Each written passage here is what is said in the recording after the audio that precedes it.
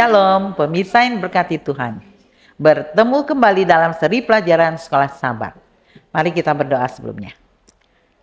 Bapa di surga, kami berterima kasih karena kami masih beroleh kesempatan untuk belajar firman Tuhan. Kiranya Engkau berikan hikmat akal budi dari surga supaya firman ini dapat kami mengerti. Kami dapat lebih memahami akan kehendak Tuhan pada kami. Dalam nama Yesus kami berdoa. Amin. Pelajaran Sekolah Sabat Rabu 10 September 2025 berjudul Murka Allah yang Benar. Bacalah Keluaran 32 ayat 9 sampai 29. Ayat 9. Lagi firman Tuhan kepada Musa, telah kulihat bangsa ini, dan sesungguhnya mereka adalah suatu bangsa yang tegar tengkuk. Ayat 10, oleh sebab itu biarkanlah aku supaya murkaku bangkit terhadap mereka dan aku akan membinasakan mereka. Tetapi engkau akan kubuat menjadi bangsa yang besar. Ayat 11, lalu Musa mencoba melunakkan hati Tuhan Allahnya dengan berkata, mengapakah Tuhan murkamu bangkit terhadap umatmu? Yang telah kau bawa keluar dari tanah Mesir dengan kekuatan yang besar dan dengan tangan yang kuat. Ayat 12. Mengapakah orang Mesir akan berkata, dia membawa mereka keluar dengan maksud menimpakan malapetaka kepada mereka dan membunuh mereka di gunung dan membinasakannya dari muka bumi? Berbaliklah dari murkamu yang bernyala-nyala itu dan menyesallah karena malapetaka yang hendak kau datangkan kepada umatmu. Ayat 13. Ingatlah kepada Abraham, Ishak dan Israel hamba-hambamu itu. Sebab kepada mereka engkau telah bersumpah demi dirimu sendiri dengan berfirman kepada mereka, aku akan membuat keturunanmu sebanyak bintang di langit, dan seluruh negeri yang telah kujanjikan ini akan kuberikan kepada keturunanmu, supaya dimilikinya untuk selama-lamanya. Ayat 14. Menyesalah Tuhan karena malapetaka yang dirancangkannya atas umatnya. Ayat 15. Setelah itu berpalinglah Musa lalu turun dari gunung dengan kedua loh hukum Allah dalam tangannya. Loh-loh yang bertulis pada kedua sisinya bertulis sebelah menyebelah. Ayat 16. Kedua loh itu ialah pekerjaan Allah dan tulisan itu ialah tulisan Allah ditukik pada loh-loh itu. Ayat 17. Ketika Yosua mendengar suara bangsa itu bersorak, berkatalah ia kepada Musa, ada bunyi sorak peperangan kedengaran di perkemahan. Tetapi ayat 18, tetapi jawab Musa, bukan bunyi nyanyian kemenangan, bukan bunyi nyanyian kekalahan. Bunyi orang menyanyi berbalas-balasan, itulah yang kudengar. Ayat 19. Dan ketika ia dekat ke perkemahan itu dan melihat anak lembu dan melihat orang menari-nari, maka bangkitlah amarah Musa. Dilemparkannya lah kedua loh itu dari tangannya dan dipecahkannya pada kaki gunung itu.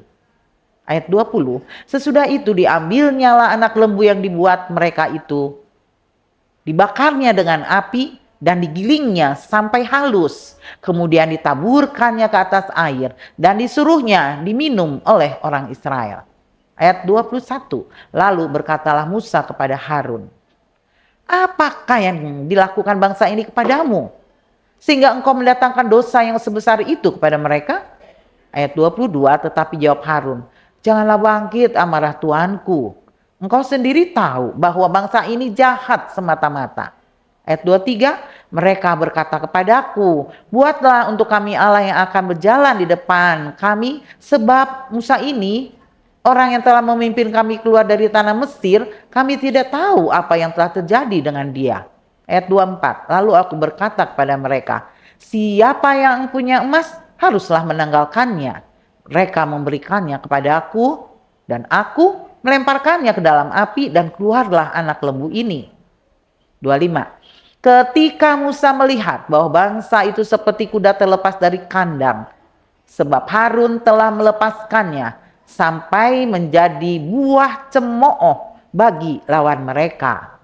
Ayat 26. Maka berdirilah Musa di pintu gerbang perkemahan itu serta berkata, siapa yang memihak pada Tuhan, datanglah kepadaku. Lalu berkumpullah kepadanya seluruh Bani Lewi. 27, berkatalah ia kepada mereka, beginilah firman Tuhan Allah Israel. Baiklah kamu masing-masing mengikatkan pedangnya pada pinggangnya, dan berjalanlah kian kemari melalui perkemahan itu dari pintu gerbang ke pintu gerbang, dan biarlah masing-masing membunuh saudaranya dan temannya dan tetangganya. 28. Bani Lewi melakukan seperti yang dikatakan Musa, dan pada hari itu tewaslah kira-kira 3.000 orang dari bangsa itu. 29. Kemudian berkatalah Musa, baktikanlah dirimu mulai hari ini kepada Tuhan, masing-masing dengan membayarkan jiwa anaknya laki-laki dan saudaranya, yakni supaya kamu diberi berkat pada hari ini. Apakah reaksi Musa terhadap ancaman Allah untuk membinasakan Israel? Ketika Musa masih berada di Gunung Sinai, Tuhan berfirman bahwa Dia akan menghancurkan para pemberontak dan membuat keturunan Musa menjadi bangsa yang besar. Namun bukan itu yang diinginkan Musa. Sebaliknya, ia memohon kepada Tuhan, menunjukkan bahwa orang Israel bukanlah umat Musa, mereka adalah umat Allah. Dia, Musa sendiri, tidak membawa mereka keluar dari Mesir, tetapi Allah yang melakukannya melalui perbuatan-perbuatannya yang dahsyat. Dan Musa pun berjanji kepada Allah, menekankan janji-janjinya kepada para bapa leluhur. Musa benar-benar bekerja sebagai perantara antara Allah dan manusia. Sesudah dan menyesallah Tuhan karena malapetaka yang dirancangkannya atas umatnya. Keluaran 32 ayat 14. Musa kembali kepada mereka. Tidak ada catatan tidak seperti apa yang terjadi dalam Keluaran 34 ayat 29 dan 30. Bahwa wajahnya bersinar di hadapan Tuhan. Wajahnya mungkin mencerminkan kemarahannya. Dan ketika ia dekat ke perkemahan itu dan melihat anak lembu dan melihat orang menari-nari, maka bangkitlah amarah Musa. Dilemparkannya lah kedua loh itu dari tangannya dan dipecahkannya pada kaki gunung itu. Keluaran 32 ayat 19. Memecahkan loh-loh yang berisi dekalog adalah tanda eksternal dari memecahkan isinya. Tuhan menegur Musa karena hal itu.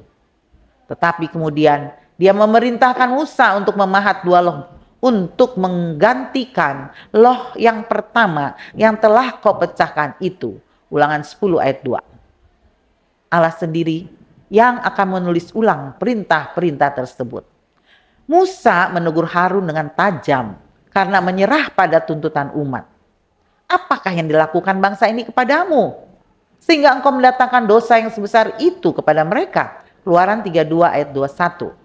Harun mencoba membenarkan pelanggarannya dengan 1. Menyalahkan orang lain, dan 2. Dengan sihir. Aku melemparkannya ke dalam api dan keluarlah anak lembu ini. Keluaran 32 ayat 24. Yang memperburuk keadaan adalah Harun sendiri sangat dihormati oleh Tuhan karena telah diberi banyak hak istimewa, termasuk naik ke gunung bersama Musa dan 70 orang tua-tua. Keluaran 24 ayat 1. Sungguh sebuah ironi yang gelap. Dengan mengklaim bahwa sebuah mujizat telah terjadi, Harun ingin mengelabui saudaranya. Perhatikan bagaimana satu dosa menyebabkan dosa yang lain. Dalam kasus ini penyembahan berhala dengan berbohong. Namun Musa tidak terkecoh karena ia melihat betapa liarnya perilaku bangsa itu. Konsekuensi negatifnya sangat jelas dan Musa harus segera menghentikan pemberontakan tersebut. Apakah yang seharusnya diajarkan oleh kisah ini kepada kita tentang kuasa doa syafaat? Siapakah yang harus Anda doakan saat ini? Tuhan memberkati. Mari kita berdoa.